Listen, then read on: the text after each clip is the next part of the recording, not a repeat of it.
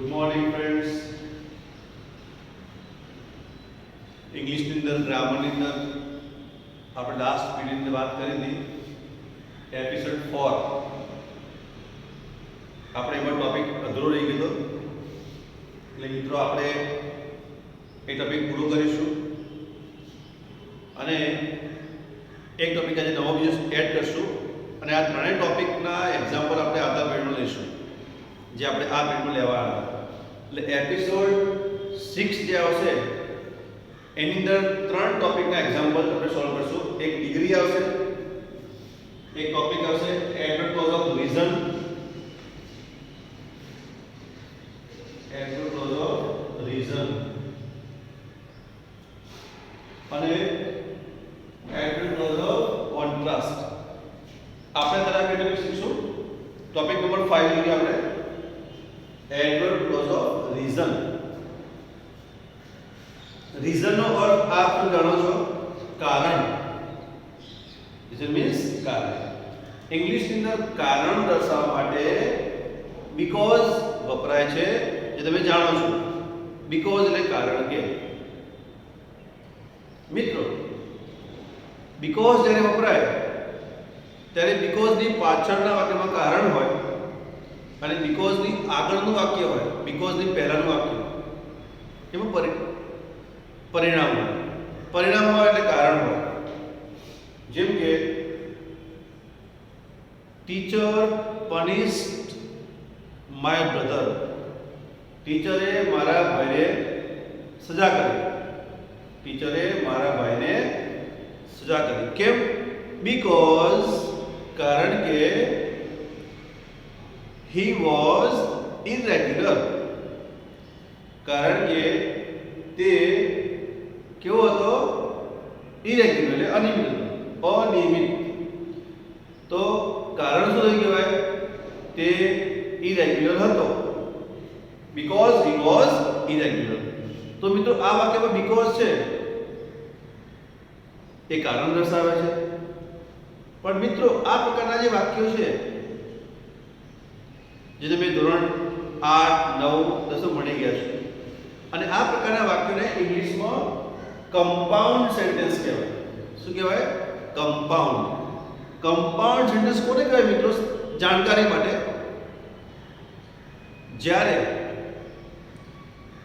એક જ વાક્યમાં બે મુખ્ય વાક્ય હોય,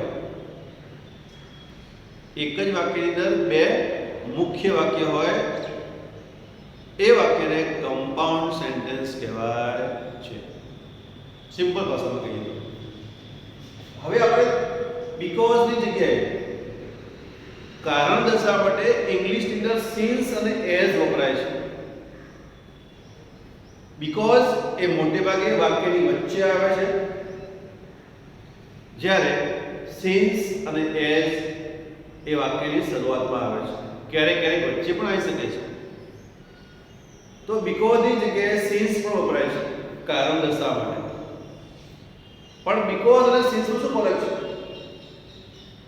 જો બીકોઝ વપરાયું હોય તો એ વાક્યને કમ્પાઉન્ડ સેન્ટેન્સ કહેવાય. પણ જો સિન્સ કે એઝ વપરાયું હોય તો એ વાક્યને ઇંગ્લિશમાં કોમ્પ્લેક્સ સેન્ટેન્સ કહેવાય. શું કહેવાય? કોમ્પ્લેક્સ. કોમ્પ્લેક્સ સેન્ટેન્સ કોને કહેવાય? જ્યારે એક વાક્યની અંદર એક જ વાક્ય હોય, એ વાક્યમાં બે વાક્ય હોય, એક વાક્યમાં બે વાક્ય હોય. હવે સમજો, એક વાક્ય મુખ્ય વાક્ય હોય,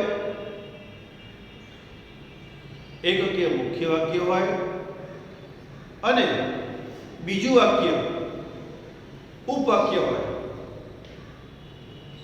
એટલે એક મુખ્ય વાક્ય હોય અને એક અથવા એક કરતા વધારે ઉપવાક્ય હોય, એને ઇંગ્લિશમાં કોમ્પ્લેક્સ સેન્ટેન્સ કહેવાય છે. બે મુખ્ય વાક્ય હોય એને કમ્પાઉન્ડ સેન્ટેન્સ કહેવાય. એક મુખ્ય વાક્ય હોય, એક ઉપવાક્ય હોય, એને કોમ્પ્લેક્સ સેન્ટેન્સ કહેવાય. જેમ કે આપણે આગળ એક્ઝામ્પલ જોઈએ. Since my brother was irregular. Since my brother was irregular, એટલે કે મારો ભાઈ અનિયમિત હોવાથી ટીચર punished him. સાહેબે તેને સજા કરી. તો since જ્યારે વાક્યની શરૂઆતમાં હોય એટલે એ વાક્ય ઉપવાક્ય થઈ ગયા હોય. Since my brother was irregular, એ વાક્ય કેવું થઈ ગયું હોય? ઉપવાક્ય થઈ ગયું હોય.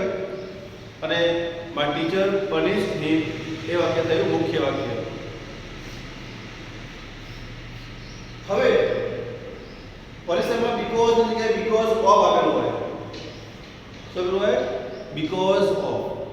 જો મિત્રો because of બંને દર્શાવે છે કારણ, બંને કારણ દર્શાવે છે, પણ because of ની પછી, because of ની પાછળ શું આવે?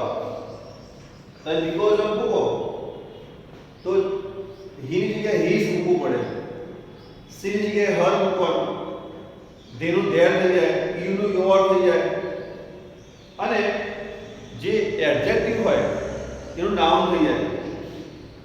જેમ કે ટીચર punished my brother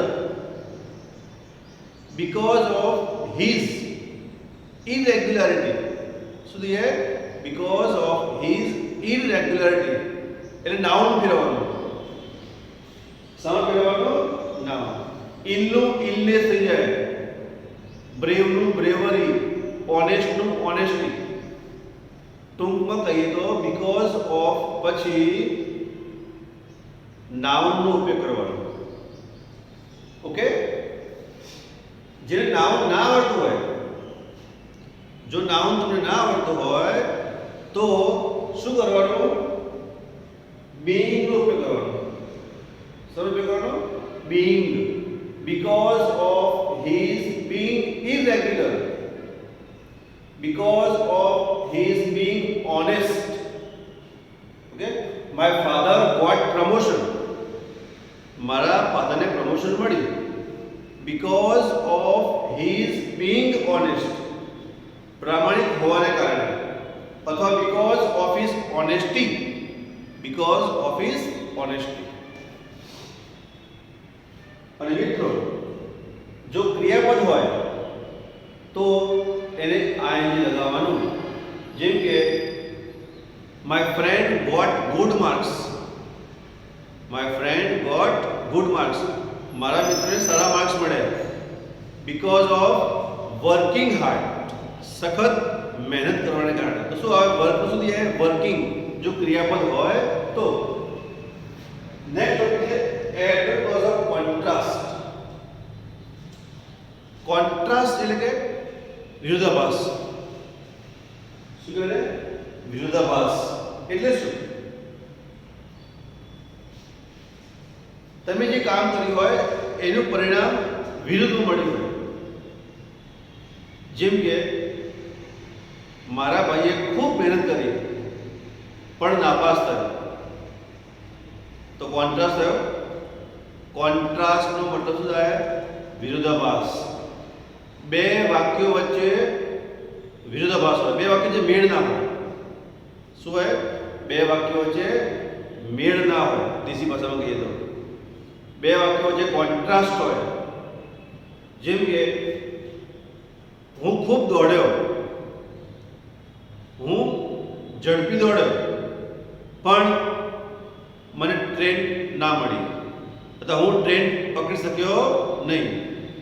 તો કોન્ટ્રાસ્ટ થયો કહેવાય ને. તો આ પ્રકારના વાક્યોને ઇંગ્લિશમાં શું કહેવાય? Adverb clause of contrast.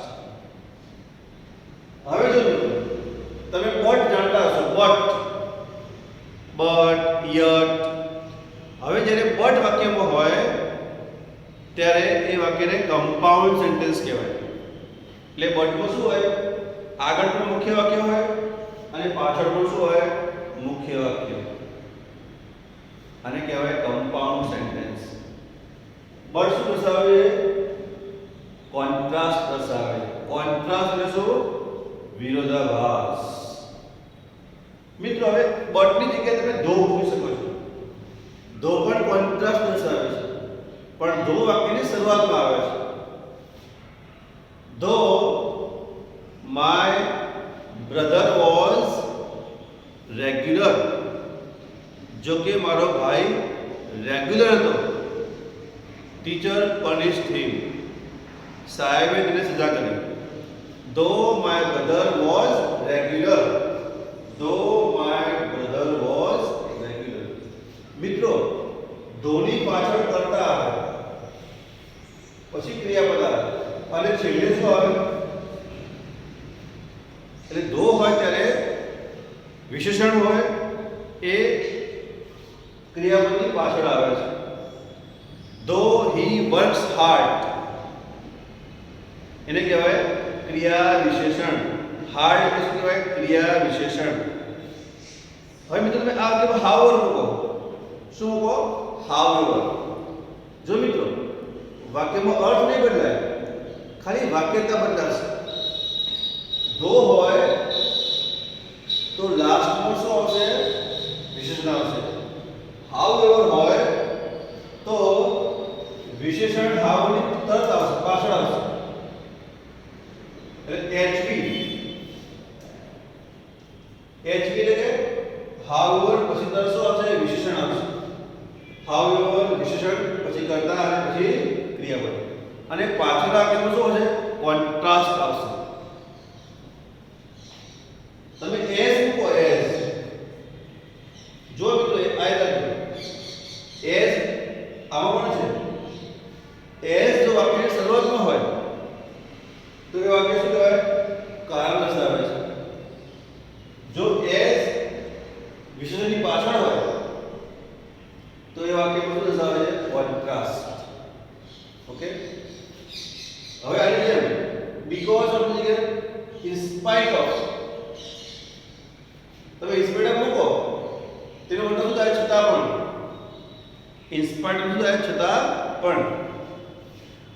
In spite of પછી હીઝ આવે, હર આવે, એટલે હી નું હી થઈ જાય, સી નું હર થઈ જાય અને નાઉન થઈ જાય. આની જેમ શું થઈ જાય? નાઉન. જો નાઉન ના આવડે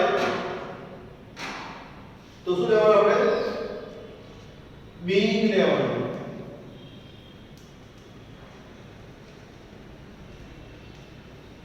બીઈંગ ઇલ લખવાનું. શું લખવાનું? Being ઇલ, being honest. અને જો ક્રિયાપદ હોય તો શું લખવાનું? ING. In spite of running fast, in spite of running fast એટલે કે ઝડપી દોડવા છતાં પણ, he could not win the race. Okay. તો મિત્રો આપણે શું શીખ્યા કે કેવી રીતે વાક્ય બનાવવા. આપણે હવે નેક્સ્ટ વિડિયોમાં આના એક્ઝામ્પલ લઈશું. એપિસોડ નંબર 7 માં 6 માં આપણે શું આવશે? એક્ઝામ્પલ આવશે. કયા ટોપિકના? ડિગ્રી, એડોપ્ટ ઓફ રીઝન અને એડોપ્ટ ઓફ કોન્ટ્રાસ્ટ. ઓકે મિત્રો, તમે મને સાંભળવા માટે તમારો આભાર. આવજો.